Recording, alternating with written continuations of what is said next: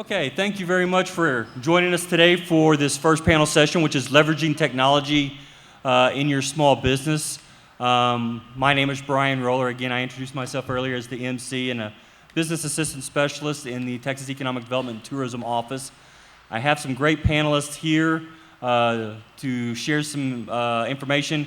And really what we want to do is we want to make this more conversational. We're going to take questions from you also because, we can sit up here and talk to you guys all day, but not necessarily answer your questions. So think about the questions that you may have about technology and keep those, and we're going to ask those questions to see if we can't, or let you ask those questions and see if we can't answer them here in just a little bit. So I'm going to go ahead and start at the far end of the table and let them introduce themselves and tell us about their background and what they're doing today. All right, my name is Christopher George, and I am an instructor of cybersecurity, computer networking, and IT support at Amarillo College. Also a small business owner like yourself for 15 years, owner of Route 66 Computer Company, which is just a small IT service provider, break fix for anything that goes wrong with IT, and been teaching at Amarillo College for 10 years. Hi, good morning. My name is Chad Adams. I'm a supervisory cybersecurity advisor with the Department of Homeland Security. I've been with the department going on 14 years. I've been an advisor and a assessor for federal network and federal agencies and cyber federal networks. So glad to be here. Yep. And so I'm Chris Grammer. I'm the CIO for Resound Networks, internet service provider here in the Panhandle area. So I've been in IT for about 22 years now. We're responsible, what a CIO is responsible for all things to do with the IT operations of a business. So as these guys are pointing out, cybersecurity is one of the major functions that we do in IT these days. But we also take care of things like infrastructure, networks, wireless connectivity, servers, those kind of things, laptops, and all the configurations thereof. All right. Well, thank you. Thank you guys for being here. And I'm going to lead off with kind of a very broad question, and then we're going to open it up for questions. And this comes from not necessarily your focus in your jobs, but just from your vast knowledge of the technology out there. What are key technological areas that you think small businesses should focus their time and energy on? There's so much technology out there that a small business owner doesn't have time to dig into a lot of that information or research that. So where should they focus their time and energy to promote and do the needed things for their small business? And I'll start right on this end, Chris. Okay. So from an IT generalist standpoint, when you're thinking of IT and the technology systems you're going to use to run your business, the things you have to, number one, focus on is how do I stay operationally efficient and keep cost under control. That's the number one and two things in a small business or any business for that matter. What I deal with mostly every day is how do we keep what we call cost containment. So most of the things you guys are going to focus on in a small business type of environment is going to be communication systems. Communication systems are going to be email, chat, mobile phones, texting, and those kind of ideas. So you want to take advantage of things that you can get that are pay-as-you-go. That would be the term I would ask you to take away, the pay-as-you-go type applications. And so you would subscribe to services like, the ones you should know, like Microsoft Office 365 is a pay-as-you-go service. Any of your accounting softwares, get those online or SaaS-based services that you can purchase them on a monthly basis without having to make huge investments into technologies. Next, after those is you're going to have to secure, and as you can see on the panel that we have here, 2/3 of the experts at this table are cybersecurity experts. And the reason for that is most of your budget is going to be spent in IT is securing your entire environment. And it's not just securing it from a physical perspective, it's teaching your individual employees how to respond to things they don't necessarily think are quote-unquote hackers. So just to give you some points that we deal with on a daily basis is phishing attacks. We get people that send emails that, click on this link, buy some game cards, send those game cards to us for whatever reason. And, an employee will run down here to, United, they'll buy $500 worth of game cards on their American Express, their company card, and you just lost $500. Another one that's very popular right now that we're dealing with is, HR people or somebody in the company will get an email that says, hey, my name is Joe Smith, I work for your company, can you redirect my direct deposit salary to another bank account? Never mind, it's in Nigeria. Why you would redirect it to Nigeria, you don't know, but the employees will do it. And so when payday comes around, 2/3 of your workforce got all of their direct deposits resent to another bank account. And so you lost all that money and you have to repay your employees. So those kind of things are not hackers hacking into your system. It's just social engineering. They're just coming to you with a way that takes advantage of I will use the term ignorance of your employee. And it's not a bad thing to be ignorant, but you do have to educate your employees. So those would be the top things I would focus on first in small business. All right, Chad? Thanks. So, I work for the federal government, so I see a lot of what he's talking about, a lot of the schemes and the scams that go around, as well as the actual, you would say, hacking attempts, right? Like, I see those. Our office we work very closely with the FBI being the investigative arm of the federal government that typically is responsible for investigating kind of what happened from a law enforcement perspective. We go in on the other side of the coin, and we kind of investigate or look into an organization's ability to recover from an incident. We look at their ability to withstand and respond to an incident. And I think it's important for a small business to understand that, like he said, it's not so much hackers coming to hack you, right? And a lot of people will get this mentality that that's what it is. And so why would I be a target? I'm a small business, right? I'm a small business in Pampa, Texas. Why would somebody try to hack me?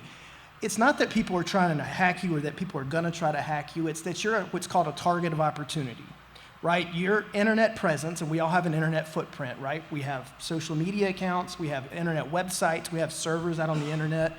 Whether you realize it or not, you do, and those are targets for, organized cybercrime units, just people out on the internet that want to do nefarious activities and gain access to these systems for a multitude of reasons. Sometimes they're just trying to do it. Sometimes they're trying to do it to deploy malware and ransomware, and sometimes they're trying to get information to do some of the phishing or some of the more scam-based attacks that we see. So I think it's important for you as a small business to take away from this, understanding that it's not that somebody's trying to direct target you, it's that you can become a victim of cybercrime, whether it's ransomware, stolen information, a phished, scammed email, or any type of scam or vulnerability exploit, that can happen to you simply because of your presence on the internet. And it's really not if you're going to become a victim at some point, it's when are you going to be a victim and how bad is it going to be for you, right? Are you going to actually lose money, or are you going to be able to just withstand that attack and move on? And as he said, some of these software as service companies like Office 365, Google, there's a whole lot of them out there. Those are good to use for small businesses because they come with that added protection already built into them, so that you have a lot of the risk that are associated with being a small business already mitigated by those companies, and they work to keep them updated, to keep the vulnerabilities down on those systems. Even the federal government, we use some of those systems ourselves, software as a service companies. We don't host our own servers a lot of times as well, just because it's hard to do that in today's world. So I would say take that away as a point to understand, is that it's not that somebody's going to try to target you directly as a small business here in Pampa. It's that you may just be a target of opportunity or an opportunity for an organization to attack you and make a couple of dollars off of you, right? And that can honestly cripple your business. So I would say take that away as a very real threat for your business. And I'll say, just as a small business owner, just starting a business And what are you going to do? You're going to need some Salesforce, you're going to need marketing, you're going to need different tools to process credit cards, do your accounting. All of you are wearing many hats, just like I did, as a small business owner. Platforms like customer relationship management platforms, where you can keep your data in a platform that gives you insights into your business. Salesforce platforms to where you can manage your Salesforce. It may just be you, it may be you and 5 employees, you and 10 employees, but having some kind of software, QuickBooks Online for accounting, it's cloud-based, anybody can access it, your accountants can access it, your bookkeepers. Microsoft Office 365, you can collaborate with spreadsheets, Word documents, presentations, and that's all kind of in the cloud. You don't have to worry about maintaining a server, keeping backups. Has anybody ever lost any data before? And you're like, man, that's a lot of data. But now with these cloud-based platforms, we have the opportunity to be very inexpensive. I think for a small business, from a marketing perspective, the first thing people say is like, go get a website, but that can be expensive. So I choose the Google listing that you were talking about earlier, Brian. Go get your free Google business page. Go and create your Facebook business account and start with that word of mouth and the marketing and the analytics that is provided by the advertising mechanisms in Facebook and Google. I think those are very good places to start, because you can gain a lot of insight about your customer and the demographics of your customer, and you can start targeting customers right away with very low barrier to entry, very low cost. So I would start there. All right, thank y'all. As I said before, we're going to kind of shift this really to more what you guys. Do y'all have any questions for our panelists? And we'll start the conversation that way.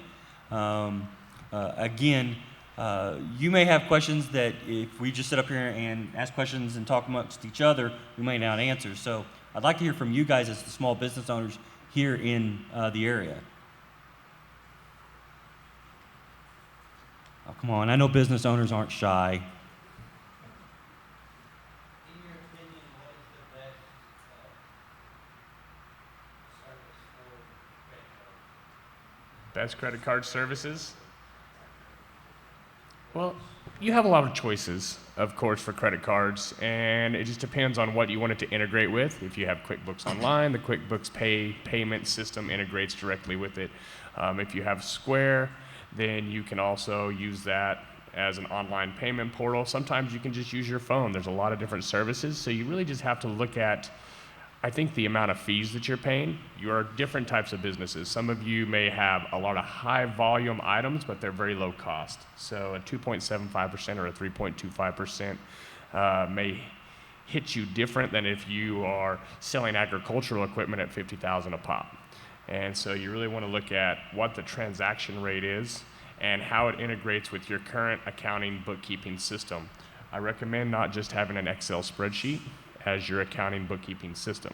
Have some kind of platform where you can do some real bookkeeping, because it's one of the things we don't like doing as a business owner. I don't like doing it. I want to go fix computers. That's what I love to do. But as the owner, I have to go do this. So I want a platform that'll just help me with that, assist me with that, be as automated as possible. How secure are the payment systems for small businesses? I mean, the good thing about the online cloud services that you purchase, they're going to be more secure than you trying to maintain your own. And because they are using AES 256 encryption to, use things online. I know a lot of people are like, I don't want to put my information on the internet, but your bank accounts are already there. All your mechanisms are already out there on the internet, so utilizing a trusted platform is all you need to really look at. Also, I think it's important to understand a lot of those companies, those bigger software as a service companies that are going to be providing these services are regulated. They have requirements to maintain a certain level of security, and they're audited against those requirements. So the idea of holding it yourself versus using another vendor, well, that vendor has requirements to protect your security, and they're audited against that ability by a lot of times state and federal agencies to ensure that your data is being protected. So you don't have that. We don't do that to small businesses. We can't do that. And so, and it's honestly your data to keep up with and maintain. So if you do it yourself, you're kind of responsible for that. You're responsible for maintaining the security. And you don't, other than coming to us voluntarily for assistance, we're not going to be kind of getting into your business, you would say, so to speak. about how you're managing your security. We don't have any jurisdiction or authority to do that, right? So, but with these entities, these other third parties, they are required to do that by the definition of what they do. So. Yeah, so to answer your question short, the two I would look at for credit card processing, if that's what you meant, would be Square and Stripe would be the two I would look at right now. So the thing that's going to eat you up in that is the fees per credit card transaction, but those fees go to the security that you have to be involved in when you take credit cards. It's the PCI industry is what it's called, so payment card industry. So there's three categories of it, C, B, and A. So C is the lowest, meaning you only take, I don't remember the exact numbers, but let's say you do $100,000 in credit card transactions in a month. You're required to meet certain standards of the payment card industry. And then there's a B, which is the higher level, and then A is the highest, like you take millions of dollars a month. Well, those requirements cost a lot of money. And so when you're signing up for these services like Stripe and Square, what you're doing is you're paying them to take care of that service for you so you don't have to do it, and I would advise you to pay their service because it's very expensive, and the fines and the fees that you get hit with if you're in violation of it is very high. And then every year you have to do, depending on what category you're in for payment card, you have to do a penetration tests. You got audits that you have to do every year if you're holding what's called PII, which is personally identifiable information. So you don't want to do that until you're big enough to be able to afford those things. So look at those two first, and then there's lots of competitors in that space, but that's the two most common probably. One of the nicest things I've found with Square lately is whenever you take a transaction, it'll save your sales tax for you in a little savings account. So when it comes, your 3 months come up and you got to pay that sales tax to the comptroller's office, it's in this little savings account. It's been getting like 4% interest. I was like, okay, that's kind of nice, because as a first-time business owner, I would just spend all my tax money, and then 3 months later go, oh no, I got to come up with sales tax. So that was a little rough. You're not the only one that did that too. So, looking at negative cybersecurity incidents, how many small businesses have actually had a negative cybersecurity incident? Anyone in here? No? Good. I'm glad to see that. But what role does CISA play in cybersecurity response, and can CISA assist small businesses during an incident? Well, so CISA, when I was speaking, we work with the FBI. So if you have an incident, if you have a cyber incident and you report it to us or the FBI, it doesn't matter who, FBI maintains their IC3 website, which is where most cyber incidents are reported. That information will come to our organization through our 24/7 watch desk called CISA Central. We have law enforcement liaison, we have FBI liaison within that office, and as soon as something happens, we're notified. And then our cybersecurity advisors, my team, which is responsible for North Texas, we would probably call your organization. We might send you an email, but somebody might reach out to you just to see how we can support you. CISA has a lot of services. We're one of the few organizations that aren't really in the federal government that aren't really focused on direct incident response or law enforcement activities such as investigation of an actual crime, right? We're there to be on the other side, which is the proactive or preemptive cybersecurity. We're hoping to work with you guys, whether you're small, medium, or large-sized business. We're hoping to work with you guys prior to having an incident so that we can provide you information in the way of reports, risk assessments, vulnerability assessments, penetration testing, vulnerability scanning. We have a whole lot of services we can offer, including educational resources like doing a workshop for your organization to discuss security awareness training or discuss vulnerability management in your organization. We will come in and conduct these assessments and provide you information on where your vulnerabilities are, what your risks look like, and provide you mitigation information, whether it's actual services we may provide ourselves, which we do, or it may be we provide you resources to help you identify who you need to reach out to. Everything we do is free. Nothing CISA does cost any money. We're funded by tax dollars. It's there for you to use. It's there whether you use it or not. And it's really easy to use. You just reach out to our organization, you reach out to one of our advisors, and we'll literally come to you, sit down with you, and talk to you about your security, about where you're at, and kind of where you need to go. And we're advisors. We're one of the few people in the federal government that will actually give you advice. We'll say, if I were you, this is what I would look at doing.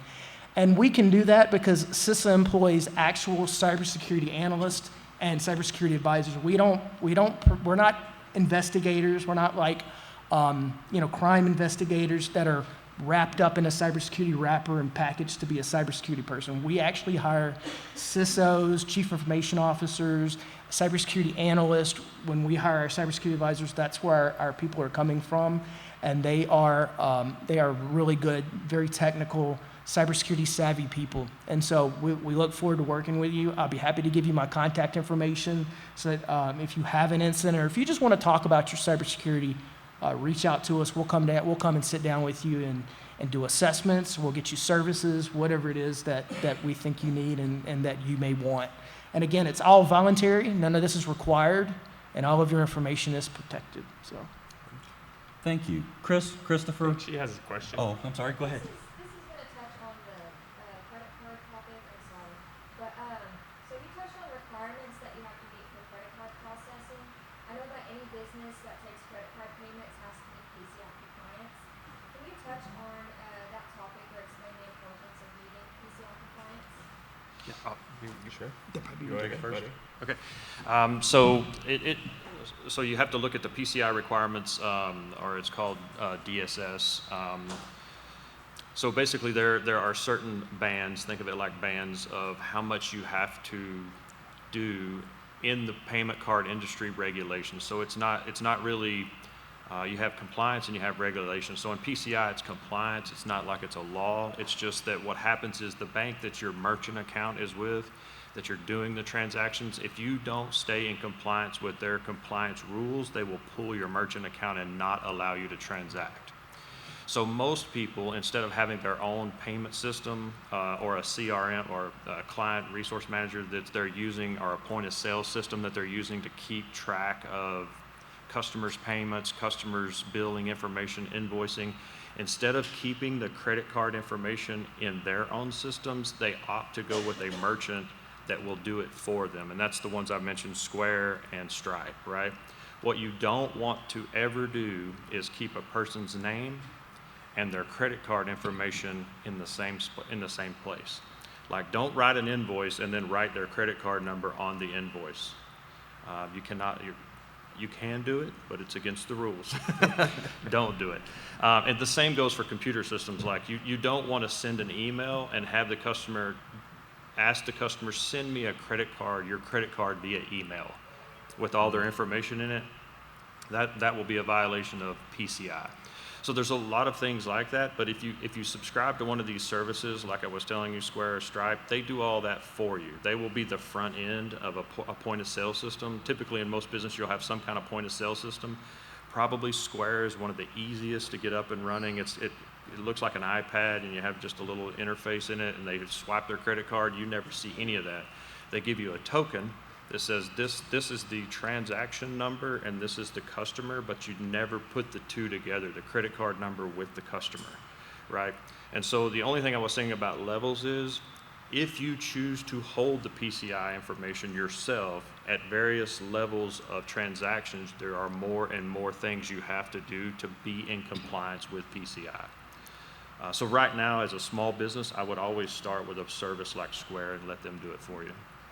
So to piggyback that, there's a lot you have to do to be PCI compliant. I used to do audits for federal agencies, and part of what we would do, we'd look at the PCI and how they handled any type of transactions that they're doing. Not to look at necessarily full PCI compliance, but how, are they doing some of the things you just mentioned about breaking some of the, from an information management perspective. Basically, if you're a small business, there's no need for you to maintain your own credit card information or any of that. Just get one of these services. It costs very little money to a small business to do that. And they do all of the compliance for you. You don't have to worry about it. You don't have to go through an audit. You don't have to even talk to any regulators. They do it as the organization responsible for the processing.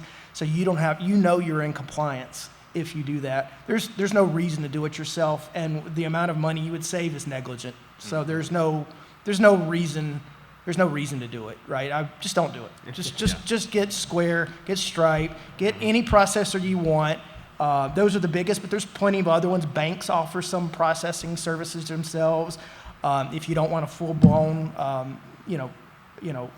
Square solution, there's a lot of other ones you can use. There's some that are custom-tailored applications that you can get for iPads or your phones that if you're in construction, there's construction-specific ones that have all the things that a construction company might want, or if you're in some other entity, if you're retail sales, there's other ones that you can use. Just use one of those. That's the best way to do it, and then you're in full compliance. You're safe. Your cybersecurity is safe. The information you're collecting is safer. I would say maybe not 100%, but far higher than you trying to do it yourself, for sure. Yeah. I've seen recently a bank, so like Amarillo National Bank will have a merchant machine. You have the machine from them. And they've been requiring recently my small businesses to at least run this software to scan their network to ensure that they have any basic known vulnerabilities managed. And so that was something newer that I hadn't seen in a while for a small business is you have to do this attestation from a specific provider, and they have to run software to ensure that your network is sound, because if you are transacting credit cards on your network, that's data in transit. Even though you're not storing it, data at rest, you are transmitting that data. So if you have your firewalls and antivirus software, that's all kind of a basic building block to beginning your security as a small business, and some banks have started to make you do that. So you need to ask your merchant, and they'll start actually telling you. You start getting emails saying, "Hey, you have to attest yearly that you are at least within basic compliance by running one of those tests that they provide." So. Did they answer your question? Yeah, we actually partner with Secure Payments and we help businesses with PCI compliance, so I just wanted to hear what your thoughts were on that. A little insight. Yeah, I think whenever you just follow a standard, follow a framework, right, you're doing better than nothing. So you have this nice best practices, I like to say. In any business, you can just look up best practices in payment card for small business, best practices for this. If you start with the best practices, you're a lot further along than if you're just trying to make it up on your own. So I just check out best practice. Ask ChatGPT, it'll tell you. Any other questions right now before I? Yes. Mm-hmm.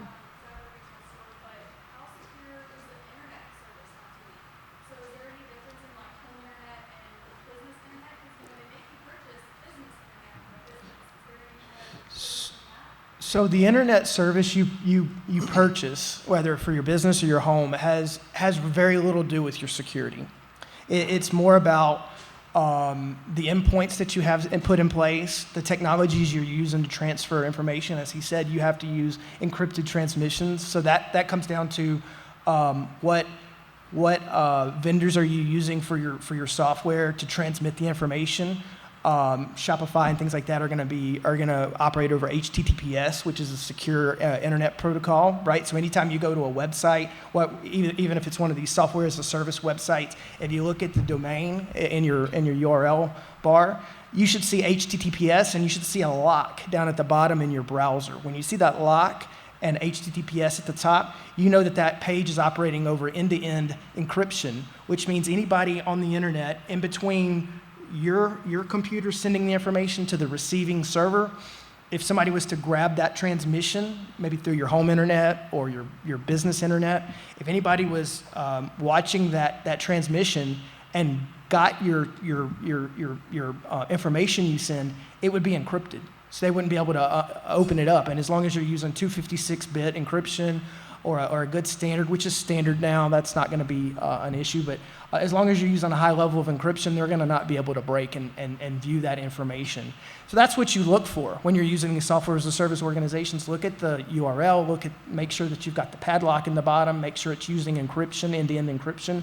As far as business internet, things like that, you got to make sure you have a firewall in place. You got to make sure that you're taking all of the precautions. As he said, best practices information will tell you. If you look that up, it will give you information on what to look for.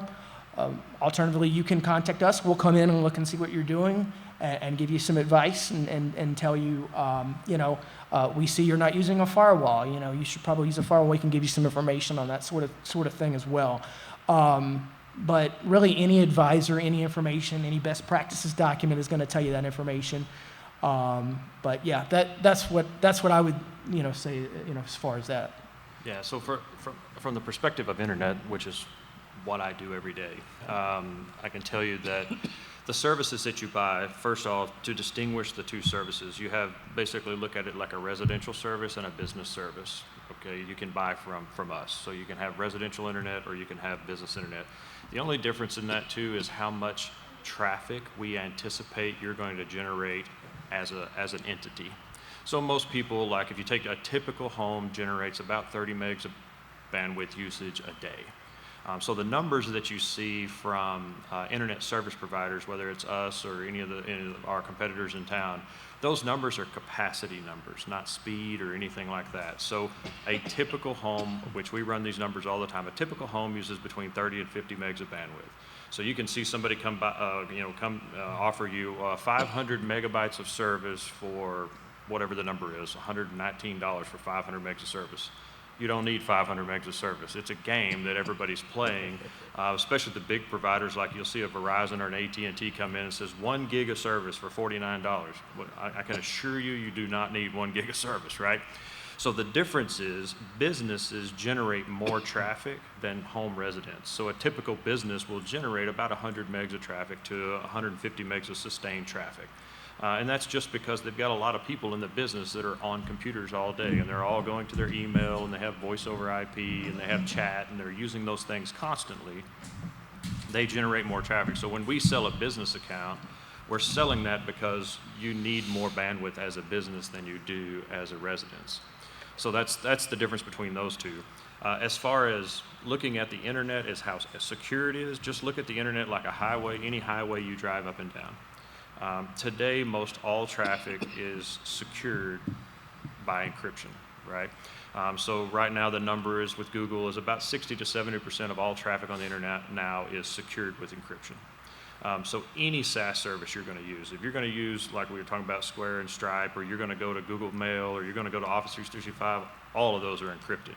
You can use those at Starbucks with people looking at the line while you're using it, and they will never see anything. So it's very rare today to find unencrypted traffic or unsecured traffic. So I would not worry about the internet service. You could transact your credit cards sitting at a Starbucks on your phone using Starbucks wireless, and they're never going to see anything. It's totally secure. It's also required for them to be encrypted Yep. by their regulations, and so that's why you can expect all of those software as a service organizations to use that. It's de facto standard now, and if they didn't do that, they wouldn't be in business. They wouldn't be allowed to conduct business. Yeah.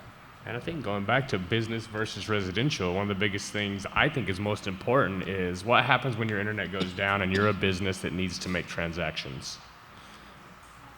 That means you lose money, right? The customer may just walk away if they can't swipe their credit card. Or you're losing revenues because your employees need to access online services and your internet is down. So business services cost more for the exact same amount of bandwidth, but you also get service level agreements because you're signing a contract with the internet service provider saying, hey, I'm a business, I run off the internet. If I'm not making revenues, my business is dying. And if my internet's down, that's causing that. And so they have an uptime agreement, 99.9%, 99.99% of uptime. How much uptime do you have in a year? And how much money would you lose if you were down for an hour, a day, 2 days, 3 days? I think Walmart.com was $1 million a minute at one time. If you cannot go shopping at Walmart.com, that's how much revenue they would lose. So they don't want that service to go down for any extended period of time. They may be able to take that, but you as a small business may take a lot of hits, especially say it was in your retail in the holiday season, and your internet goes down for 3 or 4 days. That's a devastating blow to a small business and the amount of revenues they're not able to make. So looking at those agreements are really important, I think, and having the business over the residential, you get more service, more customer service, more service level agreement from a business plan. Thank you. Well, I know one of the things that, as a small business owner, looking at the landscape and you're hearing all this about AI and it's coming, and all the different uses, whether it's marketing, whether it's your point of sale and stuff. How secure is all this AI stuff going to be, and what can we do to either protect ourselves or stay on top of it? Well, starting with AI and security, it's more of a privacy issue, I think, than a security issue. And so that goes to those terms of service agreements that we all like to click I agree to, but we never read. So when you're using ChatGPT or Gemini or Anthropic's Claude 2, any of those very popular ones, you can go read that terms of service, and they explain out in their terms of service exactly how they use your data. Some of them say, we do not store your data. We do not use your data to train our models, so you can ask us. Some say, we absolutely use whatever you type in here, we use it to train our model. Or if you hit the thumbs up or thumbs down, then you're giving them feedback. Only then does it help them train their model. So each one of those is different. And so reading through those service agreements are long and dreary. So there's like a TLDR webpage, too long, don't read webpage. You can go and look at the most popular ones. It'll kind of lay it out in like human terms, not legal terms. If anybody's a lawyer, you're humans too. I'm sorry.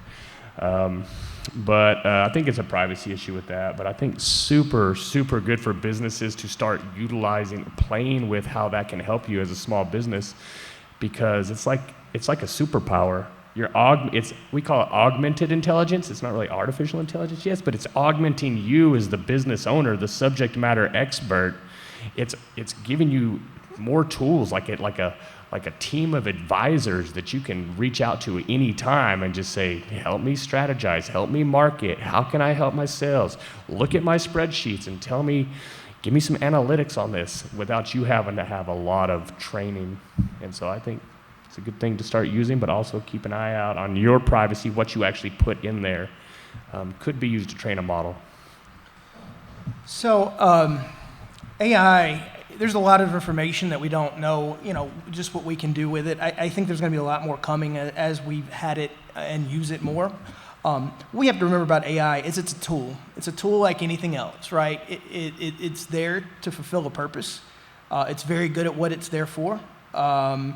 It's not really there to rely on to be your number one go-to for anything, but it's to help you make decisions, right? It's to be a tool, like he said, to help you. You need analytics. If you need information, you can feed that information to it, and it can provide you information back. But what you got to understand is you're providing private information, or you may be providing specific information to a cloud-based learning mechanism, right? And so it can retain that information, and it may retain it, probably will retain it for its purposes, and it can provide that information back to, entities, depending on the level of privacy built into it. So I think it's important to remember that this is a tool. Use it as a tool. It should be used. I've used it a number of times for many things, and it works very well. But you have to kind of chip away the stuff that you don't need out of what it gives you back, right? It doesn't, like I asked it one time to write me a computer program to do something, and it wrote basically that program, but that program didn't work, right? You had to go in and modify it to make it work the way it needed to work. But it got you the 85% there, right? And you had 15% work to do yourself, which really, otherwise you would have done you'd have to do all the work, right? So it's a great tool, but remember it's a tool, right? And make sure that what you're giving it is that information has been managed, right? It's not information that you would want to share with. If it's something you wouldn't want to share, you shouldn't put it into ChatGPT, right, or any of the cloud-based AI tools, right? So. Yeah. So I have a little bit more of a pessimistic view of it. I don't know if we're going to make it to December, but basically with AI, look at it this way, and it's the basis of everything we're doing today. Is data is more valuable now than oil. So there's a reason Facebook is worth billions of dollars a year, and the reason is because they have everybody's data. And they sell that data to advertisers, and they use that data constantly to generate money. So this new advent that has come along, which is AI, is just a method in which they process data. Look at it like that. And so they're extracting data out of these large data pools, or what we call data lakes, and they're extracting usable information about that. So the biggest ones that use it are merchants that are I'll use an example of Target. I'm just picking them out because I know of a specific incident with them that this happens for. When you go into Target, what they do is they track your credit card information and what you buy, and everything you bought on your receipt is tracked to your credit card information. They then correlate that to the address. If you ever sign up for benefits like points or a point system or anything like that, and they're going to mail you something. What they do is they put this in an analytics engines, and they're using AI to say, okay, you bought some chapstick and some underwear and some toothpaste, and then you bought a gift card for your mother. What they do is, based upon the things that you bought, they can tell you, for instance, there was a lawsuit over this with Target. Based on 5 things that a young lady bought when she went into the store, they told her there's a 97% probability she's pregnant. They knew she was pregnant before she knew she was pregnant because of the things she bought. Where it became a lawsuit was they sent coupons to her house for, baby rattles and bottles and blankets and diapers, and these coupons started showing up at her house. And her dad got it and said, what is all this baby stuff that keeps coming to our house? Well, 6-8 weeks later, she finds out she's pregnant, and there was a lawsuit about it because the analytics engines now are so good at processing your data that they can tell you before you know sometimes the things that you want. So the ones that are big into it now, the biggest ones are things like Amazon. They use speaker systems inside your phone. If you talk about a thing, you will notice that thing you were talking about will show up as an advertisement on your Instagram. It'll show up on your Facebook. It'll show up as a coupon for Amazon. How do they know we were talking about name a product? Because they're listening to it, right? So the thing I would tell you is, if it's on your phone, number one, if it's free, the reason it's free is because that data is very valuable that you're giving them. You're giving them tracking information, where you go, what you do, when you do it, where you drive. All of that stuff is being tracked by apps on your phone, and that's why they're free. So just be very careful with that. AI is, like Chad was saying, AI is just a tool. It's not anything magical. It's just a set of algorithms that are running, trying to figure things out. But it will be weaponized. It will be used to, in ways of advertisement, of gaining information for you and large sections of data, like you're seeing in politics and things like that, where they're blasting it out to make people see certain things in a certain way. That's where it's becoming scary. And I would say be careful because you're agreeing to allow all that to happen too. Yes. When you download an app or you install Amazon on your phone, you have to agree, right? You have to say yes to install it or to open it, or you have to create an account and you have to say yes to that account. Well, if you actually read that too long, do not read, that extremely long, by design, by the way, that extremely long legal contract that you're agreeing to, it's actually telling you what it's going to do if you read it, and all of that is in there, and you're saying, sure, you can monitor my speakers, you can monitor what I say, and it's doing it. That's the only way it knows what you're searching for. Well, I'll tell you specific. One of the things I do every day, I probably spend half of my day with lawyers reading what's called MSAs, Master Services Agreements. Or another one's called a EULA, End User Licensing Agreement. So when you install these apps, you're signing yes to a EULA or an MSA, right? So I read those. That's one of my jobs, is to read every word of these. Too long, don't read. I read every word of it. I sit with lawyers and we try to figure out what our risk is by using a certain service. I will tell you exactly what they're telling you is 100% true. They will say in those MSAs, we have the right to use any data we gain from you using our application in any way we see fit, for advertising, to make our product better, to make our advertising better. They use that for targeted information. So just be very careful what you put in there. The way I would tell you is, if you put it on Facebook, Instagram, any of those types of services, if you put it in any communication app, it's public information. It is public domain now, and so don't put anything into any app you don't want everybody to know. So let's turn that around a little bit. We've talked about the dangers. Is there any way for small businesses to be able to access that, to then help target specific clients or customers for their businesses. Absolutely. And how would they go about doing that? What kind of companies are out Yeah, there? Google AdWords. That's what that is. I mean, Facebook. yeah, Facebook, marketing. Google, those things. They're using it all. I would tell everybody in the room, get you a $20 subscription to ChatGPT. That thing is wonderful. You can type anything into it, talk to it like a human. It will respond to you, give you outlines, give you marketing ideas, put the outline together of how to create these type of things, just to get you an idea of what you should be doing to advertise in a certain business vertical, and then take that to a marketing group and help you get the colors right and all that kind of thing. But those are fantastic tools.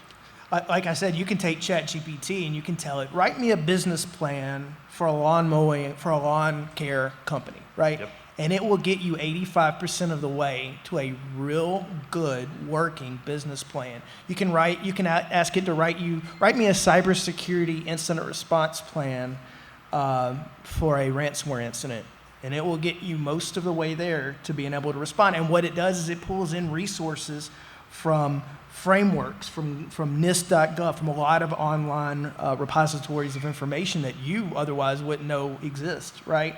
So you can leverage that AI to do that for you. Like I said, use it as a tool. That's what it's there for, right? All the other areas, as he was talking about, that's where it's TBD to be determined if that's good or bad, and just where AI falls in those areas, right? Yeah, So. I'm trying to generate revenue. So if anytime I'm trying to generate revenue, I'm going to need to either lean on people who know how to do the thing, or I'm going to have to do it myself as a small business owner. And I'm, not a marketing specialist, not an accounting specialist. I do what I do in my computer repair.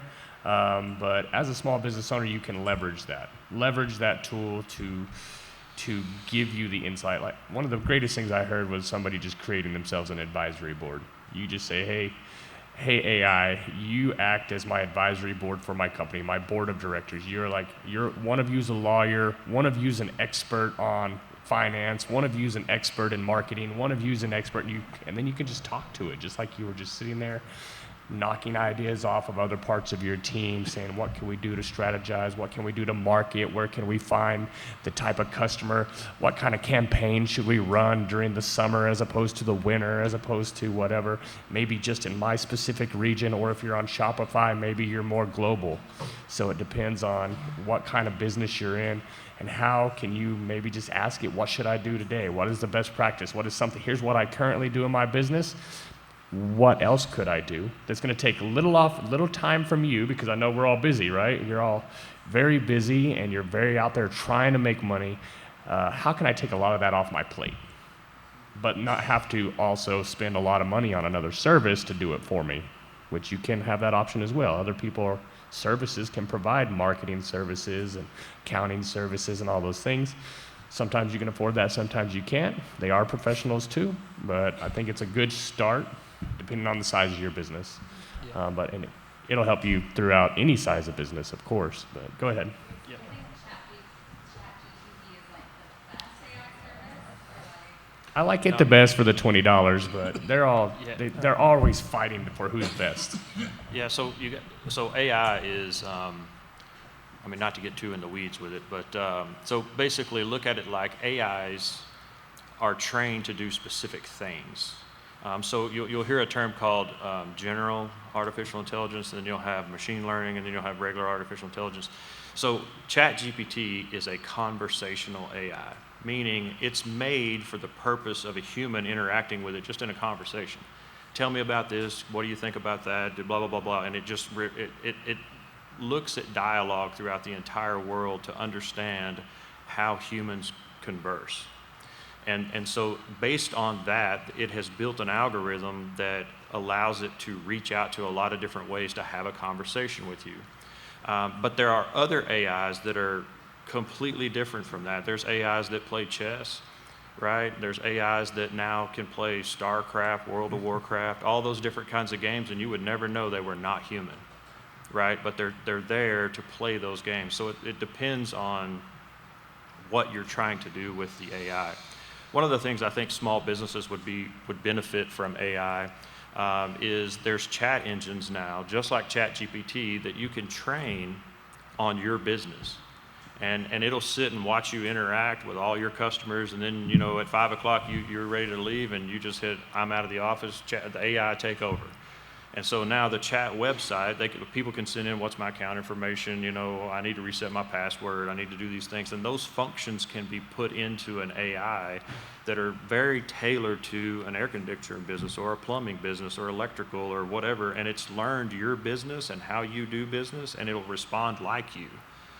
So that's the up-and-coming technology that works on websites now, is to emulate what a client services rep would do for your business. So another thing to consider about AI is the security side and what we combat as the federal government. So we're combating malware, we're combating ransomware, we're combating all of these things that that threat actors are using. So before, you had to actually know where on the dark web to go grab a malware package, right, or a ransomware variant, and then know how to deploy that particular ransomware, whether it's through phishing or some other mechanism. Well, now actors can trick AI into writing malware for them. And there's been documented cases where malware has been written with an 85% chance of working, right, to do nefarious activities. So what we're concerned about is how is that going to impact the threat actors who may want to get into doing things like malware deployment, nefarious activities. How is this going to affect their ability to get their hands on that particular malware? How is AI going to impact that? Most of them come with a social contract built into the AI to where they won't do that for you. If you just go ask ChatGPT to write you malware, and I've tried this, it won't do it, right? It's going to say, I will not, you know, allow, or it basically gives you a statement saying it's not going to do that, it's not programmed to do that, that's not right. It's going to tell you different things depending on the way you ask it. So it won't do it.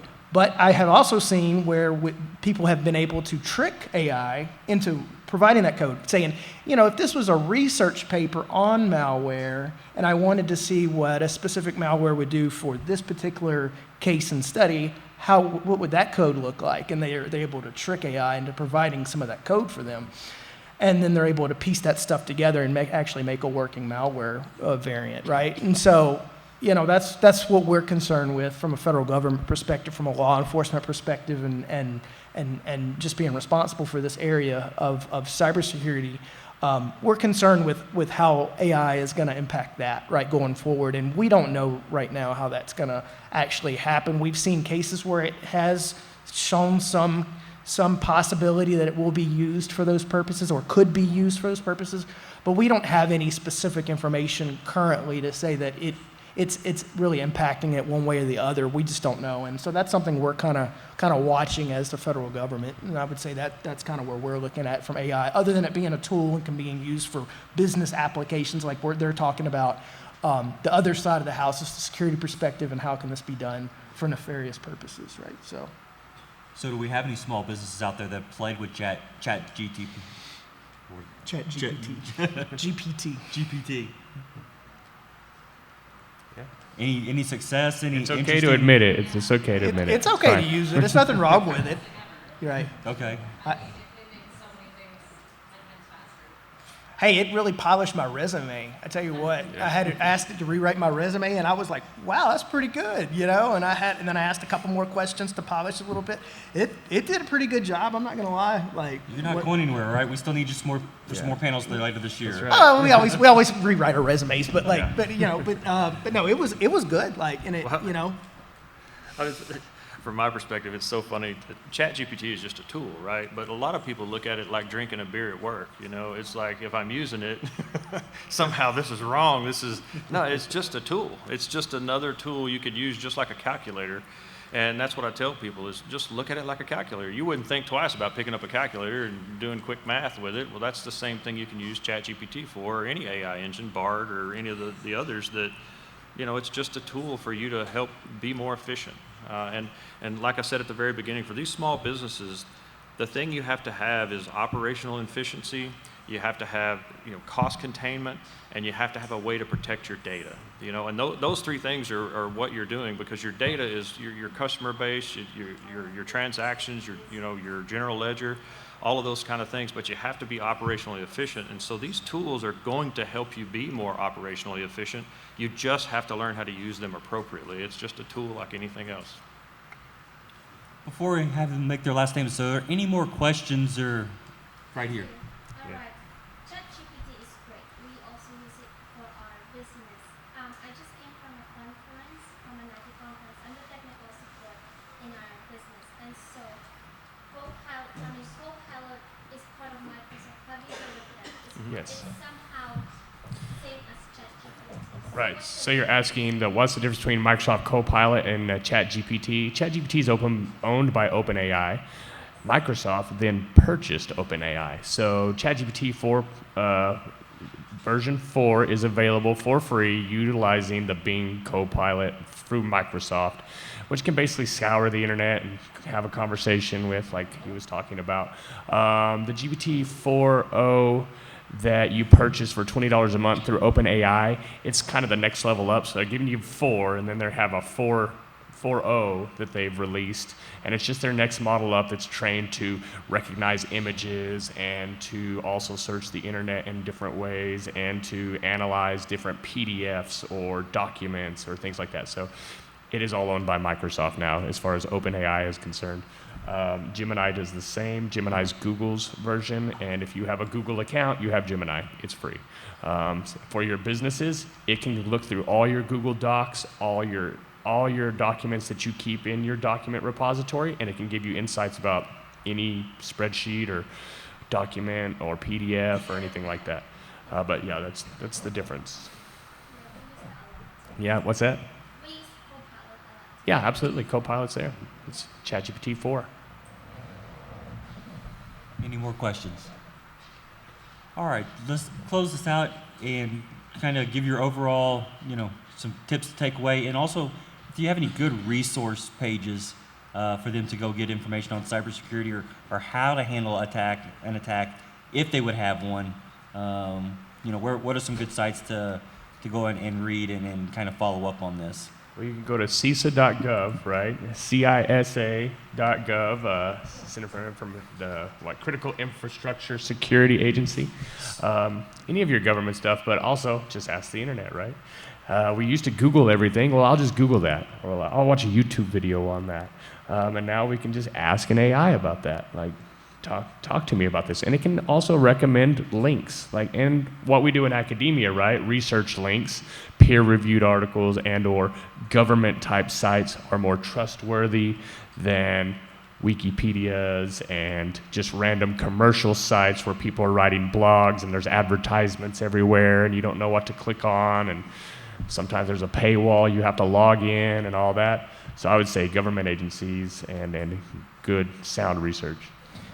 So, as he mentioned, our website is really filled with a lot of useful information. We have instant response playbooks you can download. Basically, playbooks are templates for building out how you would actually respond if you actually found yourself in the middle of an incident, whether it's ransomware or phished email, or as he was talking about, some of the human resources scams and things that are going around.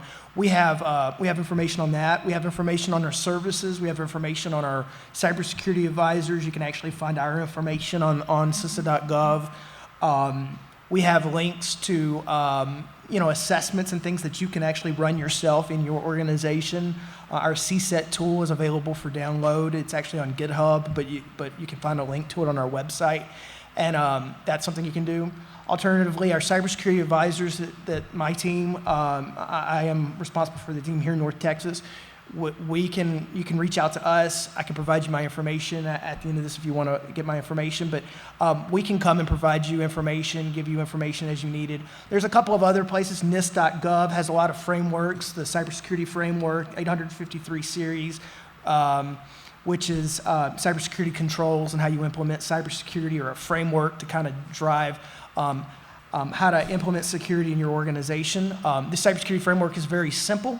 It's easy to follow. A small business could adopt the cybersecurity framework. whatever you end up doing in cybersecurity, a framework is a great place to start off. Doesn't mean you have to implement it, word for word, but looking through what it suggests and kind of going through and seeing what you're doing in that area will help you get more secure. And then utilizing, the resources you can funnel on is obviously beneficial. But feel free to reach out to us. We'll be happy to come out and talk to you. Yeah, so for me, I will say in closing, I'll stay away from cybersecurity. We beat that one to death pretty good. But on the other side of IT, we have things like network and wireless connectivity. We've got servers and service monitoring. And those kind of things that we have to deal with on a daily basis. The number one thing, like I said, is you guys have to be operationally efficient, meaning keep your costs very contained. You need to make a good relationship with an IT services company like Chris's company here. Get you 2 or 3 of them, have them come in and do certain things. Get you one that'll set up your wireless and one that'll look at your Microsoft Office 365 environment and tell you how you've set that up. And have these guys, on speed dial so that you're paying for them by the hour instead of having to hire IT resources initially or when you're small, because IT resources are very expensive these days. A good security guy, I will tell you, I hire these people all the time. A good security guy is $180,000, $200,000 a year. That's how much they cost, and you need 6 of them, right? So you don't need to buy those guys at any time until you're $100 million a year company, right? So what you do is you subscribe to a service, and those guys will come in and help you do those things. And the same goes for networking guys, firewall people. So find you a couple of those services like that. And then where should you be budgeting for IT? Kind of people want to know, what is that marker, that we need to budget? Kind of the rough estimate is 2 to 6% of your revenue. So whatever